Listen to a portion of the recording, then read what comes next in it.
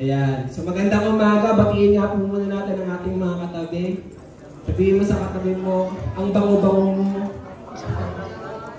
Ang ganda-ganda mo, ang pogi-pogi mo naman ngayong umaga na po. Amen. Ayan. So, praise God. Palakpakan natin ng Panginoon ng pinakamalakas sa palakpak. Ayan. Hallelujah. So ngayon, diba nasa month of Bermat na tayo ngayon. Grabe. Ang bilis ng panahon. Sabi mo sa kapatid mo, kapatid, ang bilis ng panahon. Parang kailan lang. Di ba? Parang kailan lang. Ano lang, January lang. Ngayon, September na. Amen. Bermans na. Matatapos na naman ang taon na sama-sama tayo nagpupuri at sumasamba sa ating Diyos. Amen? Amen po. Amen po ba yun? Masaya po ba tayo ngayong umaga na to? Sino po yung masaya? Taas po kamay. Taas po kamay. Amen. Sabi po ng praise kanina, diba? Kayo saya-saya. Nakapiling natin ng Diyos. Masaya po ba tayo kapag kapiling natin ng Panginoon? O mas masaya tayo kapag kapiling natin ng iba? Amen. Mas masaya tayo kapag nasa ibang lugar tayo. Amen. Kapag nasa labas tayo. Amen. Dapat wala tayong ibang kasiyahan kundi sa piling ng Diyos. Amen. Sa piling ng Panginoon. Amen po ba? Amen. So, tapos na tayo sa tema natin sa God and Family. Amen. So, sino dito naniniwala siya na-restore ng Lord ang family niya? Amen. Sino dito yung nagkaroon ng tema ng month na yun? Nagkaroon ng prayer sa loob ng family niya? Amen. Ano nakakatawa kasi, glory sa Lord kasi nakakapag-pray na ulit kami nila mama. Tapos every night yun, pag mag-prayer kami. Tapos, kasi, kailangan talaga ng prayer sa loob ng family natin. Amen po ba? Kasi the family, sabi doon, the family that pray together stays together. Amen. Ang isang pamilya na nananalangin, nag-i-stay yan. Nagiging matatag ang isang pamilya na nananalangin. Amen po ba? Amen. So ngayon, nasa month tayo ng September. Ang tema natin ngayon ay God is able. Yun, God is able. Sabihin mo natin, God is able. Sabihin natin sa katabi natin sa kaliwa, kapatid, God is able. Sa kanan naman, kapatid, God is able. Amen. So God is able. Pag sinabing, ano bang ibig sabihin ng able? Amen. Pag sinabing able, yan, ibig sabihin, kaya ng Diyos lahat. Able. Okay? Ibig sabihin, walang mahirap sa Kanya. Ibig sabihin, madali sa Diyos ang lahat ng bagay. Yung mga bagay na imposible sa atin, ay posible sa Panginoon. Amen po ba yun? Sino dito, may mga experience siya sa buhay niya na parang imposible? O may mga pagsubok siya na parang imposible na masolusyonan? Imposible na matakasan? Imposible ng maayos? O yung family natin na broken family man, ikaw man broken family ka, minsan naiisip natin, imposible nang maayos yung family. Amen. Imposible nang maayos tong buhay ko. Amen. Pero ano po, God is able. Amen. Makapangyarihan ng ating Diyos. May makapangyarihan ng Panginoon sa ating buhay. At alam niyo po, marami nang pinatunayan ng Panginoon sa buhay natin. Naniniwala po ba tayo doon? Marami nang ginawa ang Diyos ng mga himala. Marami nang ginawa ang Panginoon ng mga imposibleng bagay sa ating buhay. Amen? So, buksan po natin, bago yan, yung title natin, Take a Break, Our God is Able. Take a break, our God is able. So, kailangan, pag sinabing take a break, kailangan umistop muna tayo. Kasi minsan, alam niyo po, tayo mga tao, minsan, gumagawa tayo ng gumagawa. Amen? Trabaho tayo ng trabaho. Nakakalimutan natin na mag-break muna tayo. Amen? Na magpahinga muna tayo. Amen po ba? Amen? Kaya minsan tayo, napapagod tayo. Ilan mo ngayon katabi mo? Kung mukhang pagod. Amen? Amen. So, kaya tayong mga tao, trabaho tayo ng trabaho, kaya we feel exhausted, yung over fatigue yung ating mga katawan, kakatrabaho, kakagawa ng gento, kakabuna sa gento, kakaganyan. Amen. Kaya yung ano natin, yung na-feel natin, parang pagod na pagod ka. Sino ka na-feel po yun? Yung pagod na pagod ka. Amen. Yung parang walang pahinga sa ating buhay, parang pagod na pagod din yung spiritual mo.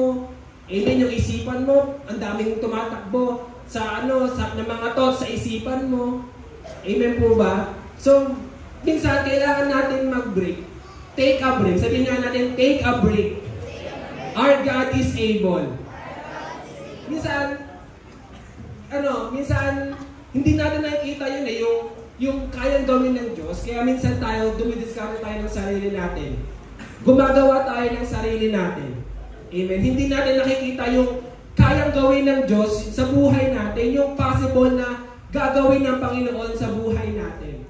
Amen. Kaya minsan, nagsasarili tayo. Diba? Ina-isolate natin yung sarili natin. Amen. Kasi bakit? Nakakalimutan natin na our God is able. God is able.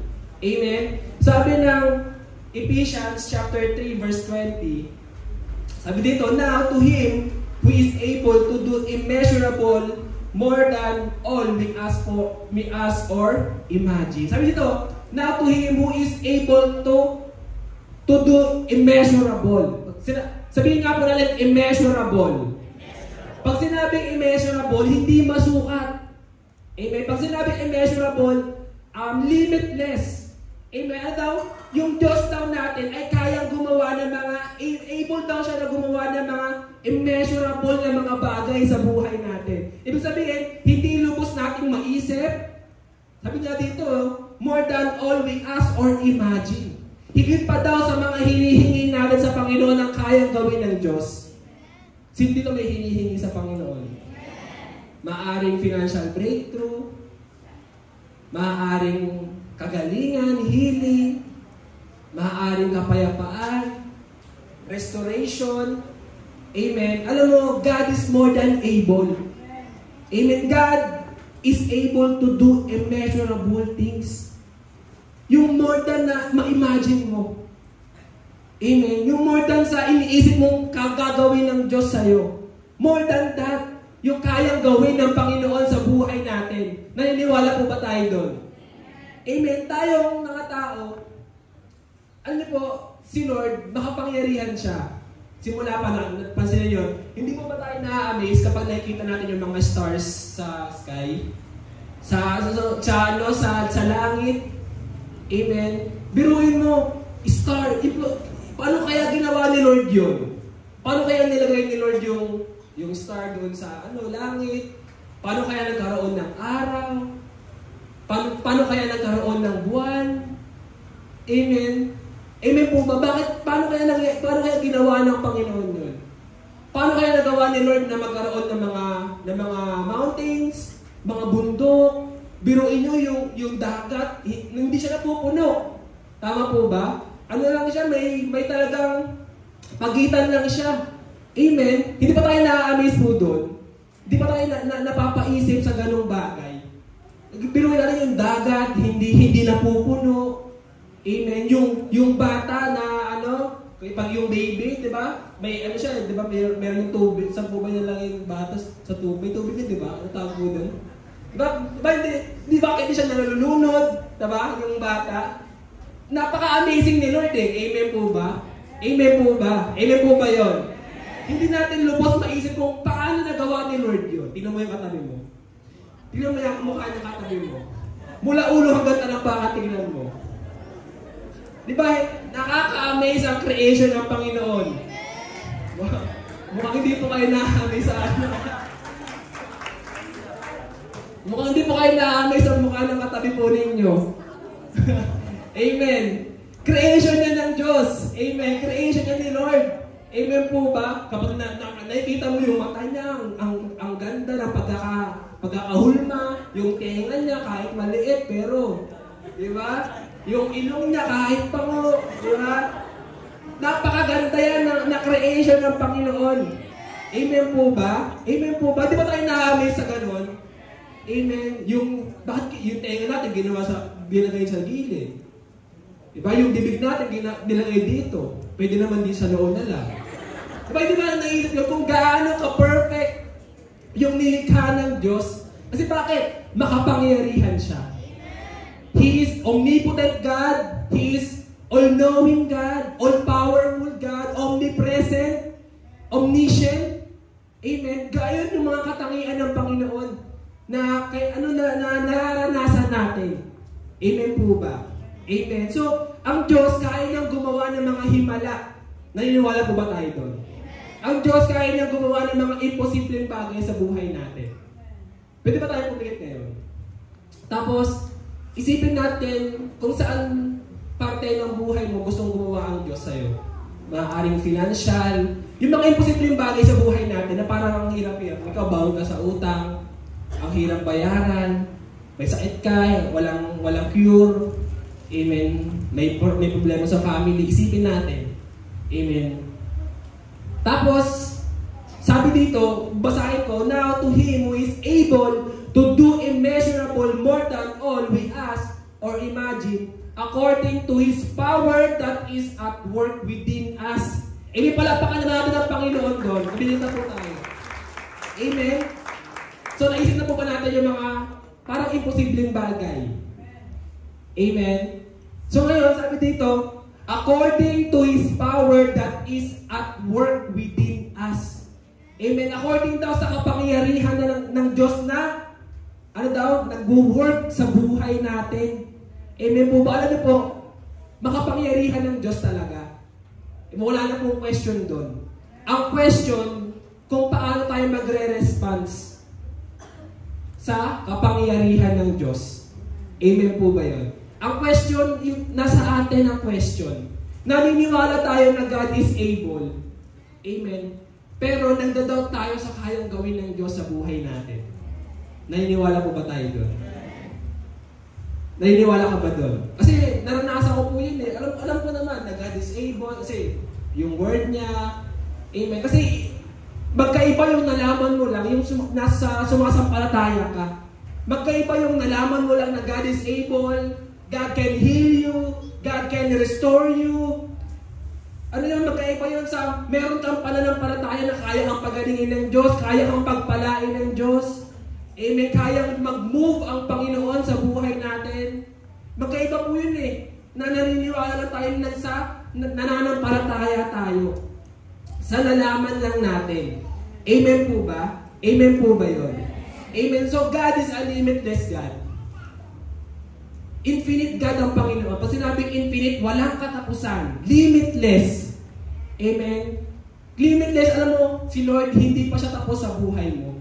Sabihin mo sa katabi mo, si Lord hindi pa siya tapos sa buhay mo. Amen. Maaaring nagkamali tayo. Maaaring nag-fail tayo. Amen. Pero si Lord hindi pa siya tapos gumawa ng maraming himala sa buhay natin. Amen. Maaaring na dapat tayo ng maraming beses. Amen. Pero ang Panginoon, kaya nang gumawa. Hindi pa siya tapos sa buhay natin. Gumagawa ang Panginoon. He never stop. Sabihin nga natin, He never stop. Hindi tumitigil ang Panginoon na gumawa ng mga mabubuting bagay sa buhay natin. Alam po minsan, hindi natin na-appreciate, hindi natin nakikita yung kayang gawin ng Diyos sa buhay natin. Kasi nakatingin tayo dun sa problema. Amen. Nakatingin tayo dun sa hardship, sa pagsubok. Amen. Nakatingin tayo dun sa mga trials. Amen. Kaya hindi natin nakikita yung possible na gagawin ng Diyos. Kaya sabi sa Isaiah, see, I am doing a new things. Hindi mo ba ito nakikita? Sabi ng Panginoon yun, gumagawa na ako ng bagong bagay sa buhay mo. Hindi mo ba ito nakikita? Tinatanong tayo ng Panginoon, hindi ba natin nakikita yung possible na kayang gawin ng Diyos sa buhay natin? Amen. Kasi tayong mga tao, mabilis tayo ma-distract eh. Amen. Amen po ba yun? Naniniwala po ba tayo doon? Mabilis tayo ma-distract. Katulad ni Peter. Diba? Yung time na nakita niya si Jesus Christ, lumalakad sa tubig. Sabi niya, Panginoon, hayaan kung ikaw nga po yan. Hayaan niyo makalakad din ako. So nakalakad si Peter. Pero yung time na bumagyo, yung time na humangin, lumingon siya. Tama po ba? At doon siya nagsimulang lumubog. Amen. Minsan, alam niyo po, kaya tayo lumulubog kasi hindi nakatingin yung mata natin kay Jesus Christ. Amen. Amen po ba yun? Minsan hindi natin makita yung kapangyarihan ng Panginoon kasi yung mata natin nakapokus sa storm. Nakapokus sa kahirapan. Nakapokus sa mga pagsubok. Nakapokus doon tayo sa mga imposibleng bagay na mangyayari sa buhay natin. Ano po mayroong kwento sa Bible? Buksan po natin yung Genesis chapter 18 verse 10 to 14. Genesis chapter 18 verse 10 to 14. Nasaya po dito. Then one of them said, I will surely return to you about this time next year. And Sarah, your wife, will have a son. So ang nagsasalita po dito yung angel. Kinakausap po niya si Abraham. Ulitin ko lang sa dito. Then one of them said, I will surely return to you about this time next year. And Sarah, your wife, will have a son. Now, Sarah was listening at the entrance to the tent which was behind him. Abraham and Sarah were already very old. Sabihin ka natin, very old. Tingnan mo yung katabi mo. Yan, hindi yan. Amen. So, very old. So, matanda na sila. Sarah. So, pumunta ang anghel kay Abraham. Sabi niya, magkakaanak si Sarah. Magkukonceive siya. Okay? Tapos, sa tent, sa pintuan ng tent, nandun si Sarah, nakikinig siya. Sabi niya dito, and Sarah was past the age of childbearing. So, napaglipasan na ng panahon. So, Sarah laughed to herself as she thought, after I am worn out and my Lord is old, will I now have this pleasure? So, si Sarah, tumawa siya. Yung narinig niya, sinabi ng anghel kay Abraham, narinig niya, magkakaroon ng anak si Sarah, magkukonceive siya. Tapos yung narinig ni Sarah yun, tumawa siya. Sabi niya, paano ba ako magkakaanak? Matanda na yung Lord. Tinawag niya ng Lord yung asawa niya. Si Abraham. Paano pa kami magkakaanak? Wala na kaming pag nanasa. Kasi matanda na nga eh. Napaglitasan na ng panahon. Amen? Sabi dito, then the Lord said to Abraham, why did Sarah laugh and say? So akala ni Sarah, hindi alam ng anghel, hindi alam ni Lord na tumawa siya. Ginit pa nga niya, sabi niya dito, why did Sarah laugh and say, will I really have a child now that I am old? Is anything too hard for the Lord?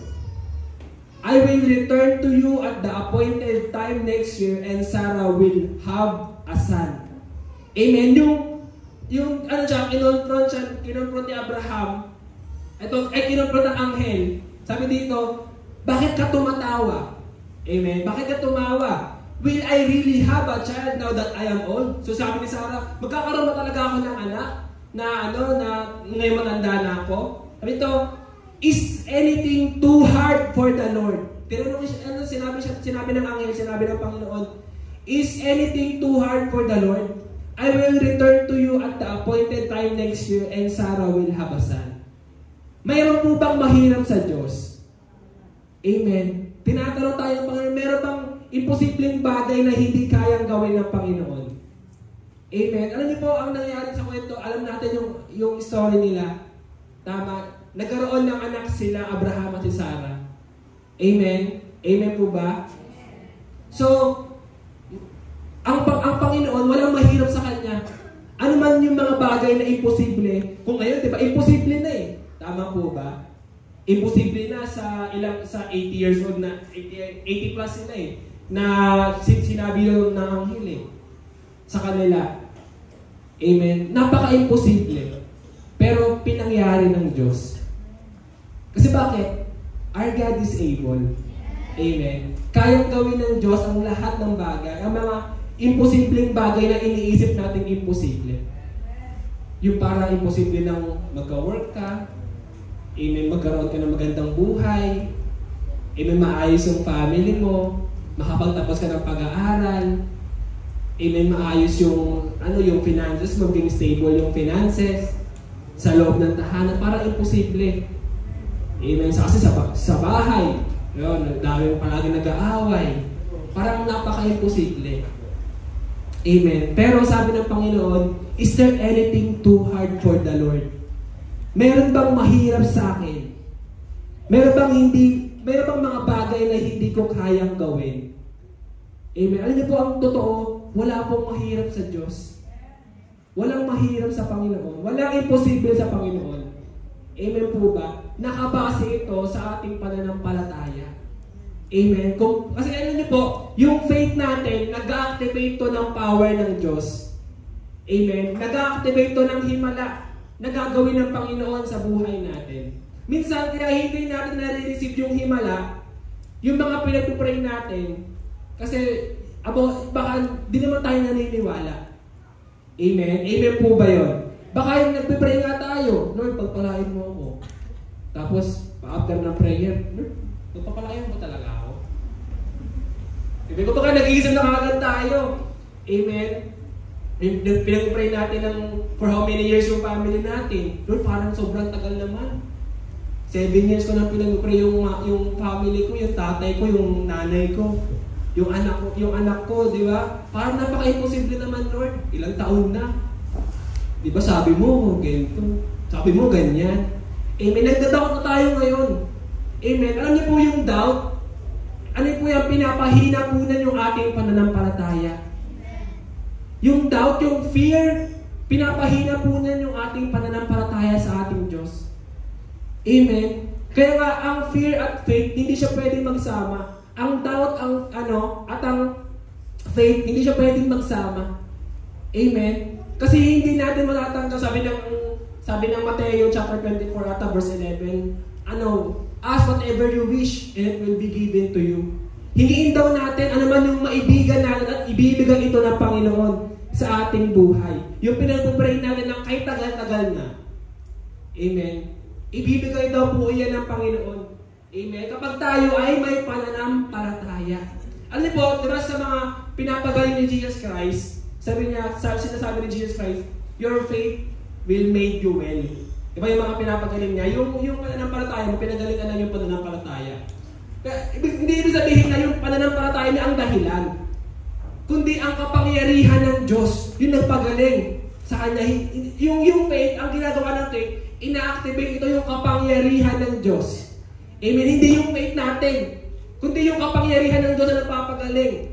Kung gumagawa ng himala, yung faith lang natin, yung nag-activate sa kapangyarihan ng Diyos para maranasan natin yung miracles.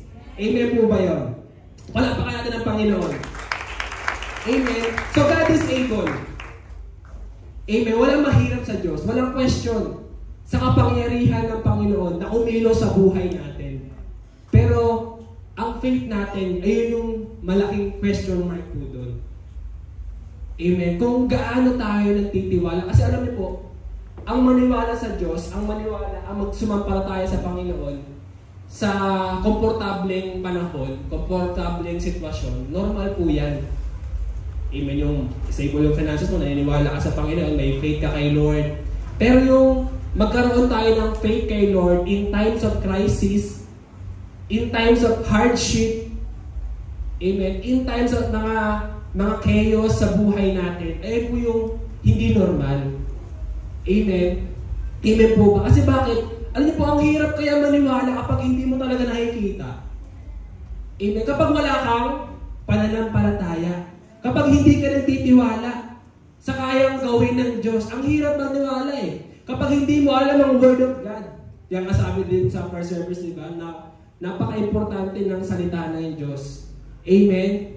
Amen po ba? Napakahirap, pero tayo mga mananampalataya, napaka-importante na magkaroon tayo ng faith sa Panginoon. Manampalataya tayo. Kasi tayo lang yung may question, yung sarili natin, yung paniniwala natin sa Panginoon.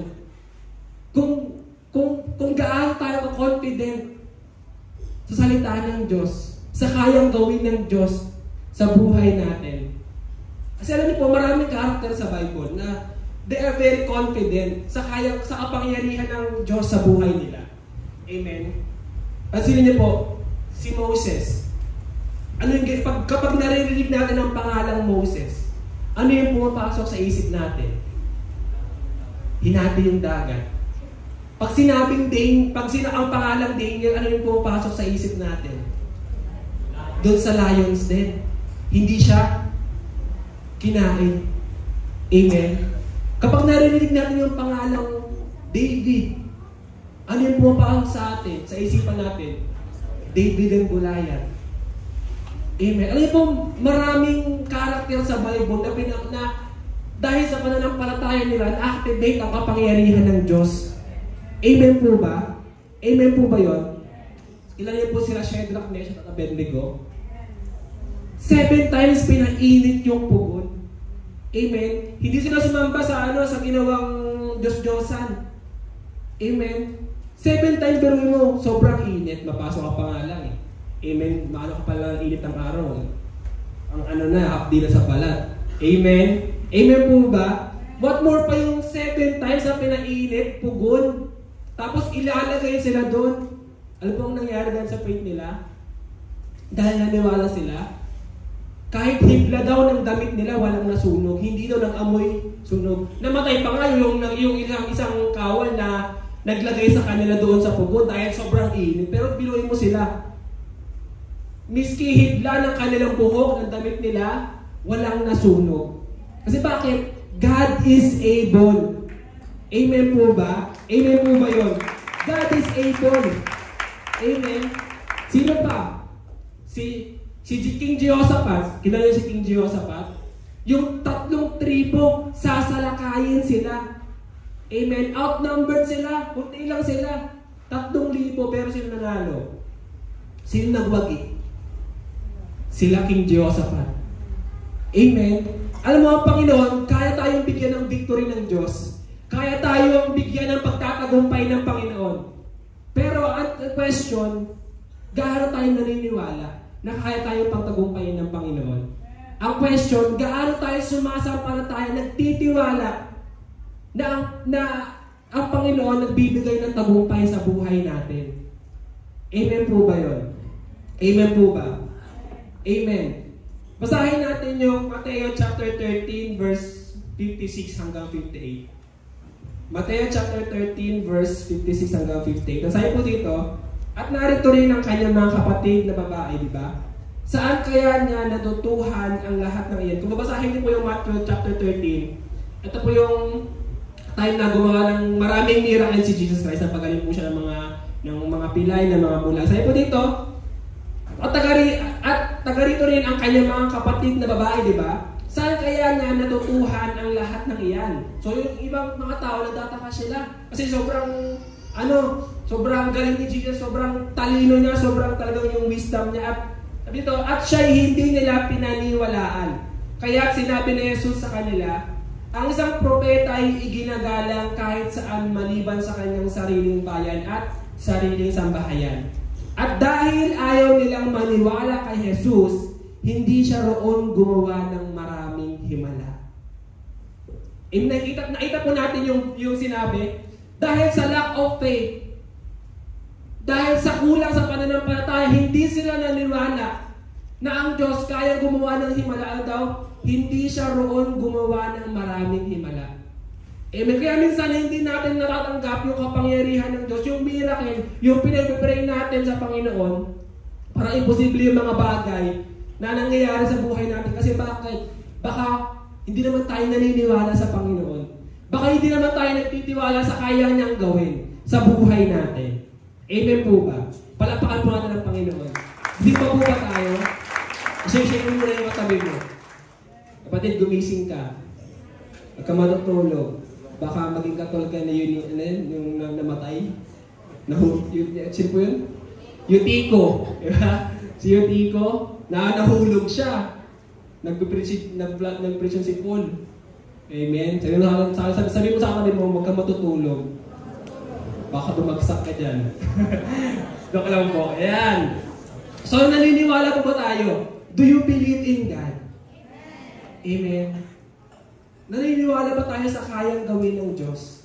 Amen? Kasi alam niyo po, noon pa lang, marami nang ginawa ang Diyos ng himala sa buhay natin. Amen? Noon pa lang, marami nang ginawa ang Panginoon. Amen? Kailan niyo po si Elijah? Yung hinamon na yung prophet ni Baal. 450 prophets ni Baal. Diba? Hinamon niya. Kung sino tayong magpa-apoy sa sa guya, basa yung guya, basa yung yung papaapuyin. Amen? Pero ano nangyari? Umapoy. Amen? Grabe, di ba tayo na-amis po doon? Amen? Grabe. Kaya mo bang pagpapaapuyin ng basa? Hindi eh. Napaka-imposible yung bagay. Posporo pa nga lang, pagbasa, hindi mo na mapaapoy. Amen? What more pa kaya yung basa na yun? Diba? Binuhusan ng ilang timpang tubig. Tapos biglang umapoy. Amen? Sino pa? Naalala niyo po yung bone ni Elijah? Yung patay na siya? Amen? Yung one time merong nahulog na patay na kawal doon sa bone niya, sa buto niya. Ano nangyari? Nagkaroon ng buhay. Grabe, nakaka-amaze eh. Tama po ba? Tayo pag may patay, takot na takot tayo tumingin eh. Tama? Takot na tayo lumapit eh. Kung may nakikita pangalan tayo muna sa cemetery, yun, ayaw na natin lapitan eh. Pero yun, buto ni Elijah, nagkaroon ng buhay yung isang patay. Amen? Bakit? Kasi God is able, makapangyarihan ng Diyos. Walang bagay na hindi kayang gawin ng Diyos. Amen po ba? Yung mga Israelites, anong ginawa ni Lord? Naglalakbay sila, pinaulan na ng mana. Ngayon, napaka-imposible magpaulan ng pagkain eh. Tama po ba? Tama? Amen? Napaulan ng mana, biruin mo. Siguro kung ngayon panahon na yun, magpaulan sila ng mana, naku, diba talaga tayo. Amen? Amen po ba? Amen? Ano pa yung ginawa ng Lord? Yung nagpaulan siya ng apoy. Diba, nagpaulan ng apoy, pinabuka yung lupa. Amen? Napaka-imposible. Bumukas yung lupa, tapos kinain yung nagrebelde sa leader. Amen? Napaka-imposible po yun, tama po ba? Si Gideon, yung 300 men ni Gideon, 30,000 plus yung kalaban nila. Pero sino nagwagi? Si Gideon. Kasi bakit? God is able. Sino dito maraming battle sa buhay? Taas kamay. Amen. Alam niyo po, ano man yung mga battle na yan, mga trials na yan, kaya po yung bigyan tayo ng victory ng Panginoon. Si Jesus Christ, di ba? Ano yung ginawa niya? He turned water into wine. Yung tubig, ginawa niyang wine. Napaka-imposible. Tama po ba? Amen po ba? Nagpagaling siya ng bulag. Nagpakita ng paningin sa bulag. Yung leprosy people, pinagaling niya. Yung inaalihan ng mga demonyo, pinalayas niya. Yung 3,000 people na sumusunod sa kanya. Anong ginawa niya? Pinakain niya. Biruin mo, ilang isda lang yun, ilang tinapay lang yun, napakain yung 3,000, 5,000 na nakatao. Amen. Bakit? Kasi He is able. Dito pangalan sa church, ilang budget natin? Hindi ko po, 5,000 ata. Amen. Ilan lang tayo. Ayun, 3,000. Nalakas dati po mga tao. Amen po ba? 3,000 katao. Ilang tinapay lang, ilang isda lang. Amen. Amen po ba? Si Lazaro. Ilang days nang patay si Lazaro. Pero binuhay ni Lord. Binuhay ni Jesus Christ. Ano ba yung mga patay sa buhay natin? Kala niyo po kaya po yung buhay ng Diyos. Amen. Ano man yung mga imposible sa buhay natin? Amen. Lucas chapter 8 verse 43 hanggang 40. Dito po ako magtapos sa story na to. Lucas chapter 8 verse 43 to 48. Ang sabi dito, a woman in the crowd had suffered for 12 years with constant bleeding, and she could find no cure. So itong babae na to, mayaman siya, So, ginamit ang lahat ng kayamanan niya para humanap ng mga dalubhasang mga doktor para pagalingin siya. Okay? For 12 years, dinudugo po siya. For 12 years, napakahirap po nun. Na nagbibleed ka. Okay? She could find no cure. Coming up behind Jesus, she touched the fringe of his robe. Okay? Immediately, the bleeding stopped. Sabi ni Jesus Christ, "Who touched me?" Jesus asked. Everyone denied it, and Peter said, "Master, this whole crowd is pressing up against you."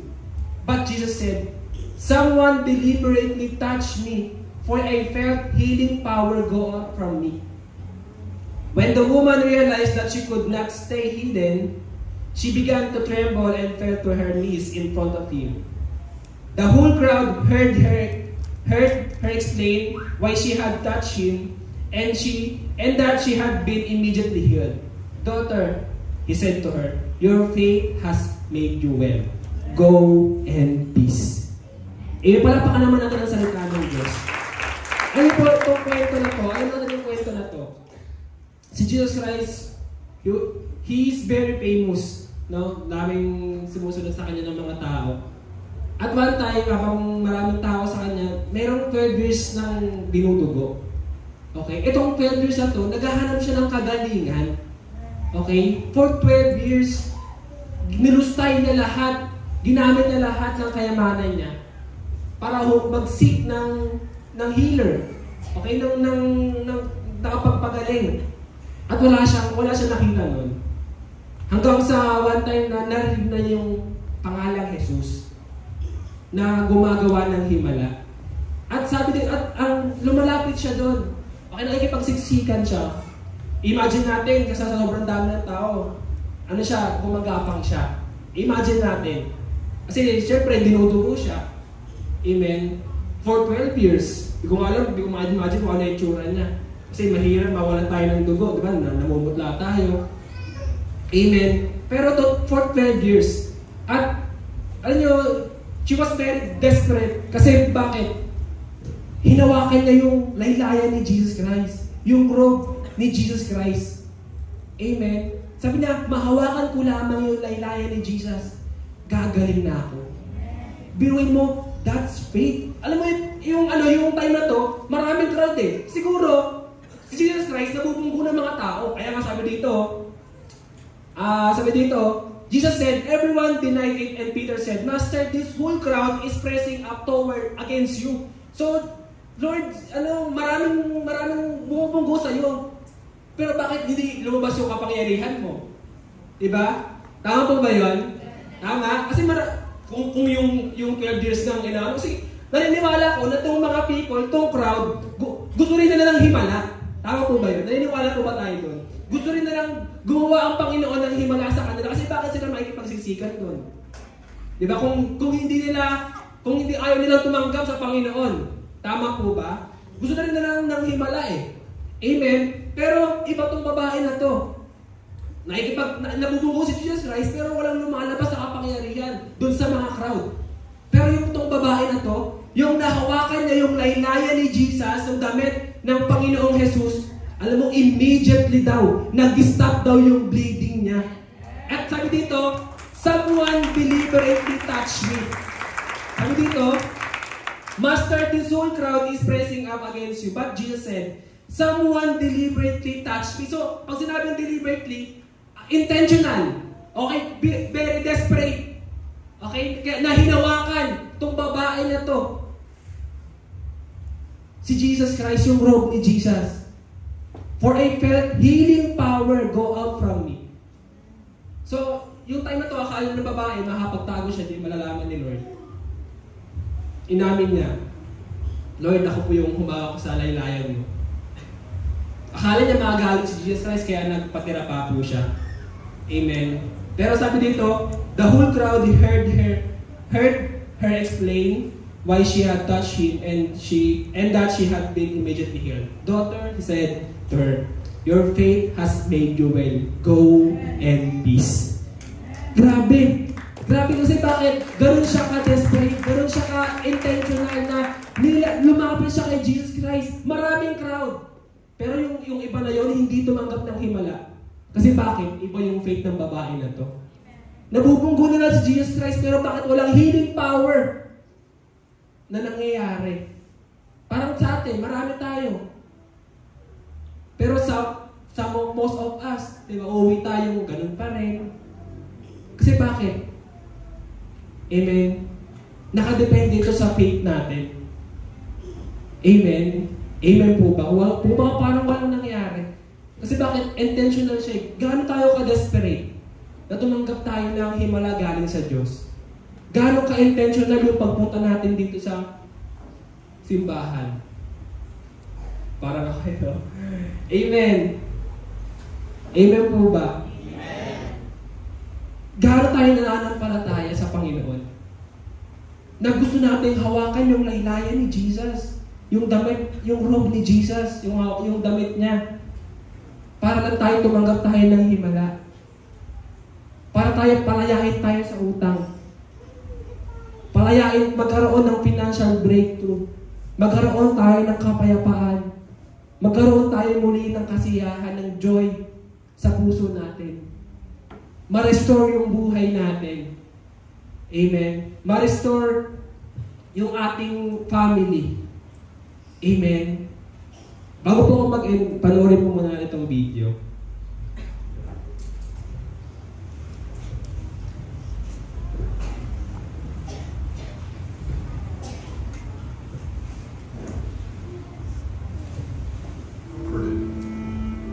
Blessed are the meek, for they shall inherit the earth.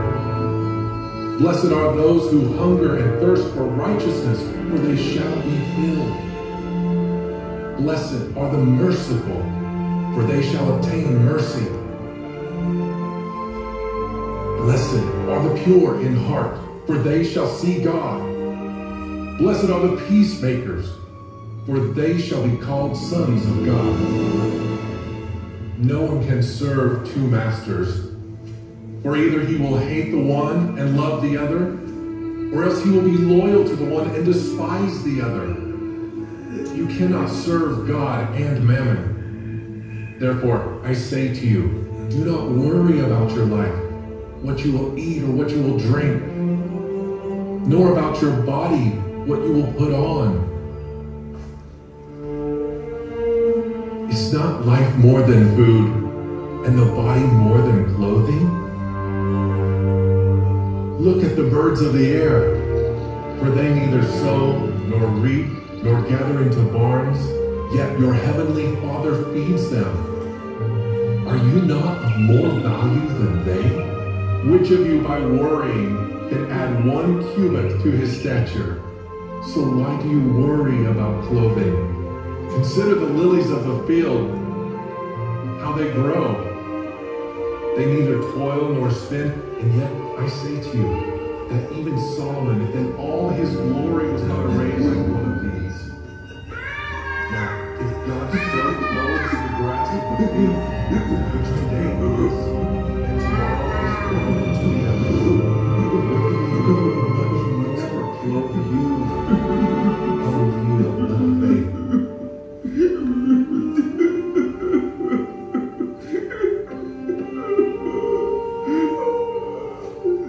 And the rain descended, the floods came, and the winds blew and beat on that house, and it did not fall, for it was founded on the rock.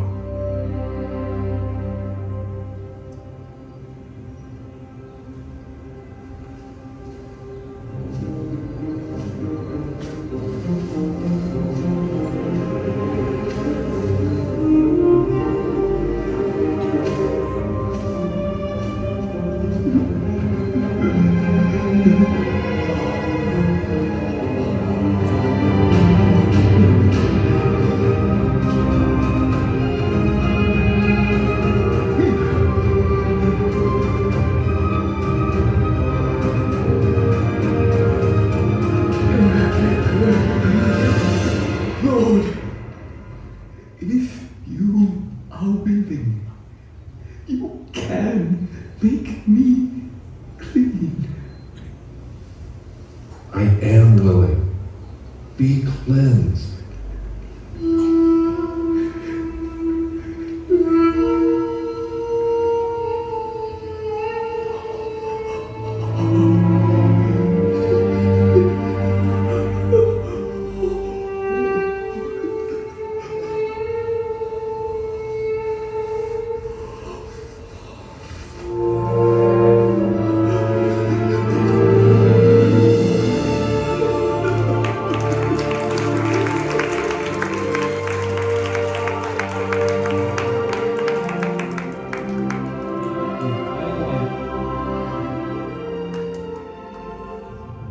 Yun. Praise God.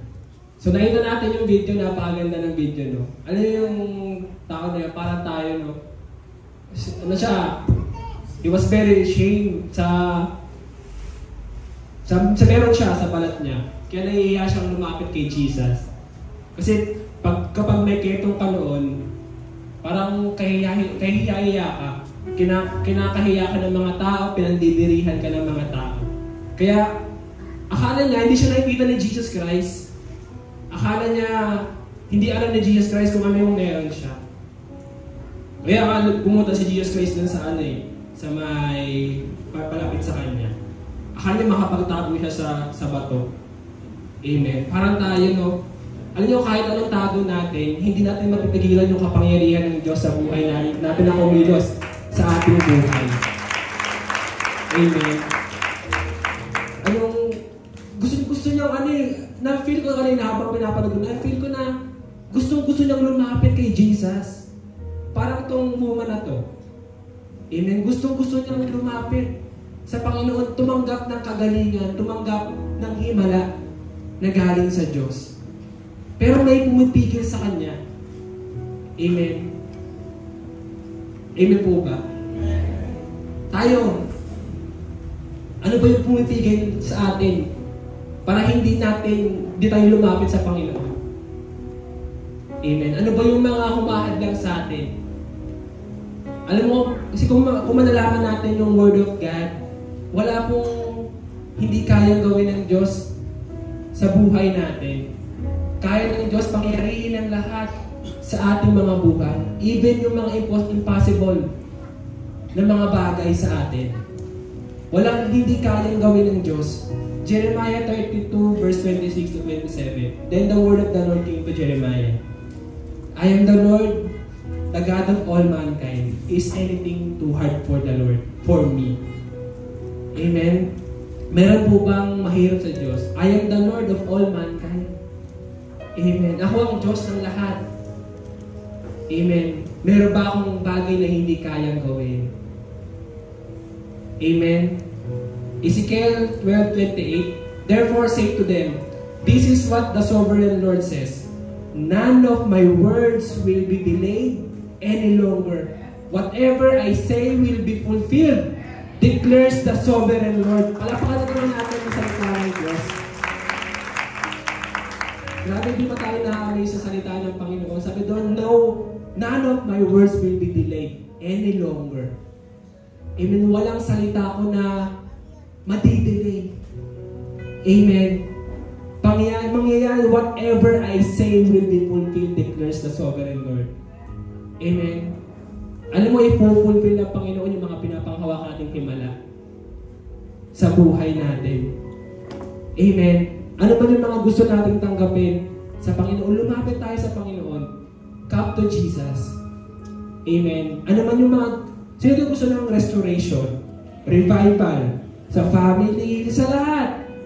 Amen. Alam niyo po, huwag po tayo mahiya, tumaas po tayo ng kamay kung gusto po natin tumanggap ng himala sa Panginoon. Amen. Kasi minsan kaya tayo nahihirapan lumapit sa Panginoon kasi nahihiya tayo. Amen. Nahihiya tayo, nilalagyan tayo ng mga negative thoughts ng kaaway. Amen. Yun. Kaya hindi tayo nakakalapit sa Panginoon. Kasi ako, ano ko lang po, testimony ko lang, kasi, ano niyo po, di dapat ako tatayo ngayon.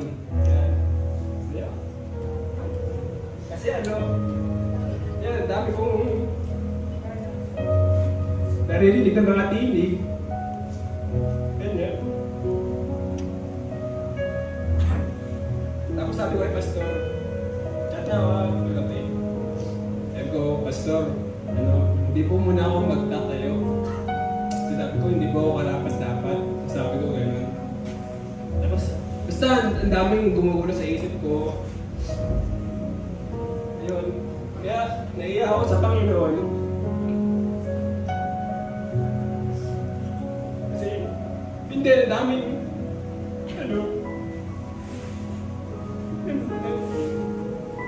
kasi, siyempre, hindi siya sabi ni Pastor. Yan, siyempre bilang youth leader, pinagkatiwalaan ni Lord dito sa Paranaque. Yung parang, yan, sisasabihan na ako yung NGC, balik mo na NGC, pasokan na, ganito ganyan. Yun, tapos, parang, alam niyo po yun, yung word ni Lord, parang, ang ginagawa ng kaaway sa akin, parang, yan na naman, yan na naman. Kung ba yung word, imbis na makapagbigay ng encouragement sa akin, nag-discourage po, parang gano'n kasi, dinadivert mo ng kaaway, yung word ni Lord. Kaya ayun na bang inaano ko ng Lord. Tapos, basta ang daming gumugulo sa isipan ko. Pero, sabi nila, pumunta ka dito ngayon, pag-ibalik kita, ganito, ganyan. Tapos, ayun, salamat sa Panginoon kasi talagang hindi na nanganay yung kapangyarihan ng kaaway sa buhay.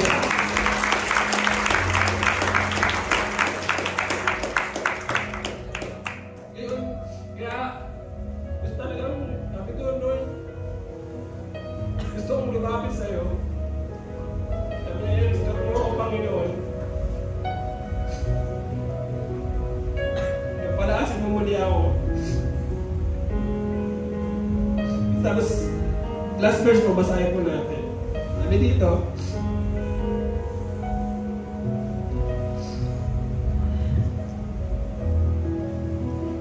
Hebreo chapter 13, verse 8. Sabi po dito, Jesus Christ is the same yesterday, today, and forever. Palapakan po natin sa tayo.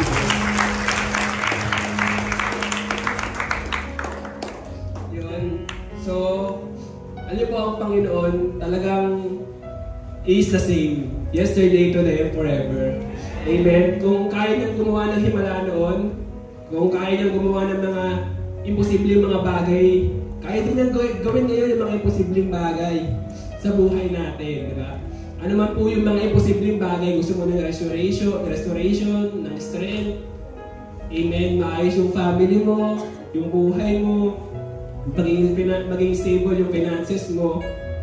Alam mo, ang Panginoon, kaya niya rin po yung gawin ngayon. Amen po ba? Pwede ba tayo tumayo lahat? Pumikit po tayo. Tapos isipin po natin sila.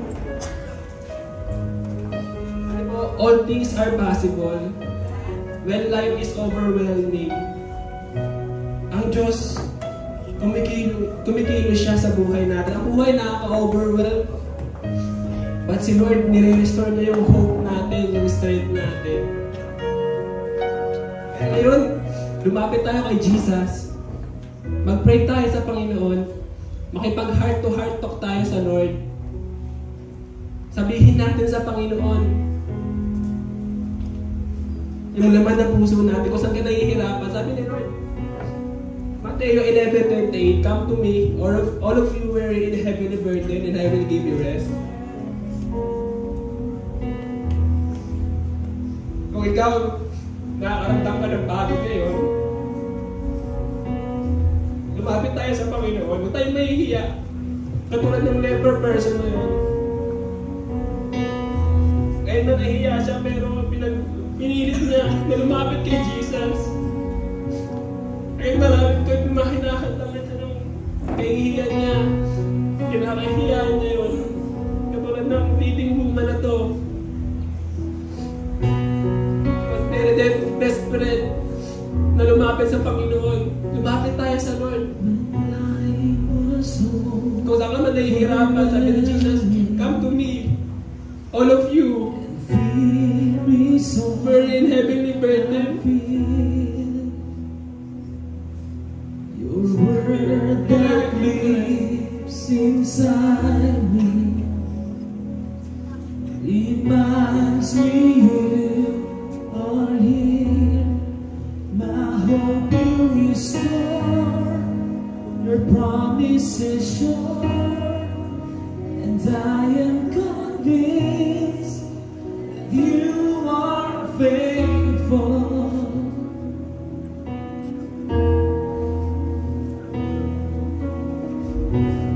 All things are possible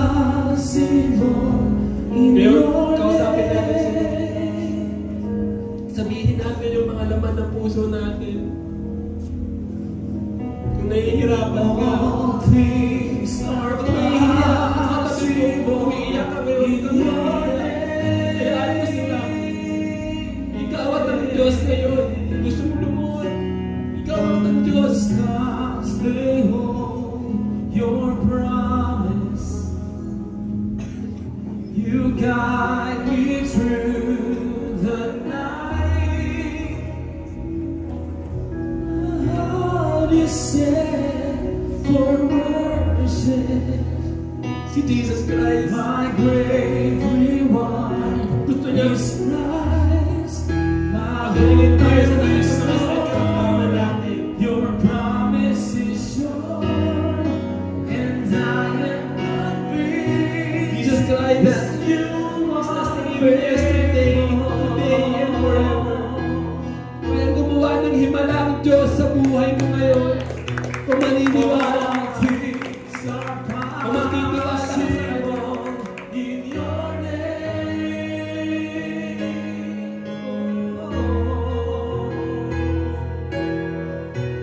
All things are possible in your name. Oh, we believe, Lord. 'Cause all things are possible in your name. Oh, your name, Jesus. 'Cause all things are possible in your name. Oh, we believe. 'Cause all things are possible in your name. All things are possible. All things are possible in your name. All things are possible. Walang mahirap sa'yo, Panginoon. 'Cause all things Yes, are Lord. possible. Ngayon maniwala tayo sa Panginoon.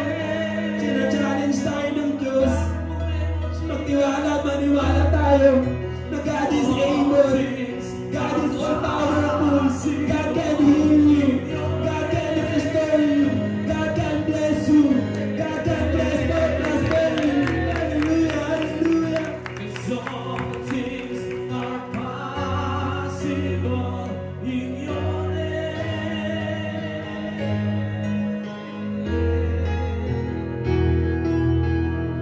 'Cause all things are possible in your name. We believe, Lord, all things are possible. Yes, hallelujah. 'Cause all things are possible in your name.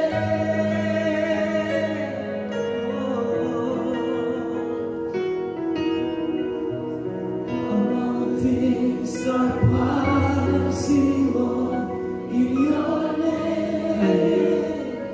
Ikaw po yung Panginoon. All things are possible. All things are possible in your name.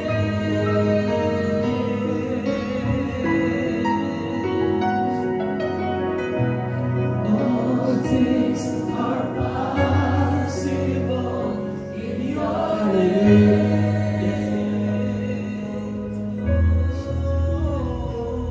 Hallelujah.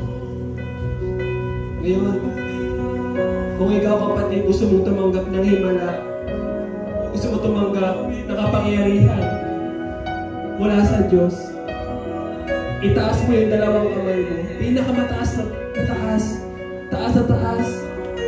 Kahit mangalay, huwag mong ibababa. Kung ikaw sobrang desperate mo, sobrang intention mo, gustong tumanggap ng himala sa Panginoon, I pray for you to receive your miracle, to receive kung ano yung pinapipray mo ngayong oras na ito. Receive. Hallelujah, receive, hallelujah, in Jesus' name. In Jesus' name. In Jesus' name. All things are possible. You are the same yesterday, today, and forever.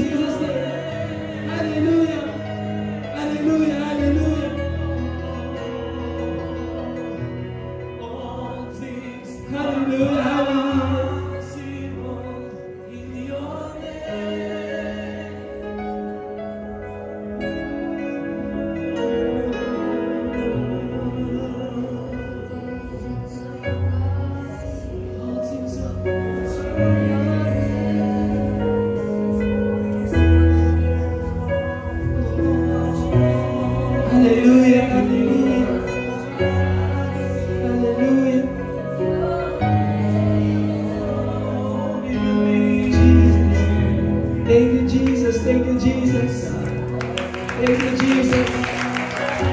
Hallelujah. Thank you, Jesus. Thank you, Jesus. Hallelujah.